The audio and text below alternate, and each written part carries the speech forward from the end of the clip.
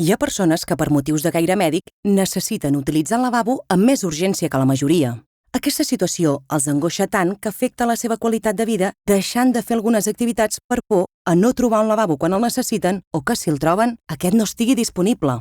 Amb l'objectiu d'ajudar aquests individus a normalitzar la seva vida, l'Associació de Malalts de Crohn i Colitis Ulcerosa de Catalunya i la Unitat de Malalties Inflamatòries Intestinals de l'Hospital Doctor Trueta han ideat el projecte No puc esperar, creant una targeta que els permet la utilització urgent i gratuïta de nombrosos lavabos. Però, com funciona el projecte? Es tracta d'una iniciativa, l'èxit de la qual precisa de la col·laboració i solidaritat de nombrosos voluntaris.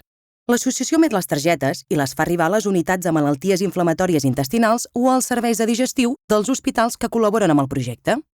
Els professionals d'aquestes àrees les faran arribar als pacients que realment ho necessitin.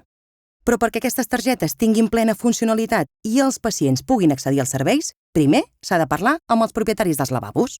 L'associació i els voluntaris de zona es reuneixen amb els ajuntaments, entitats, associacions de comerciants, d'hostaleria i moltes d'altres.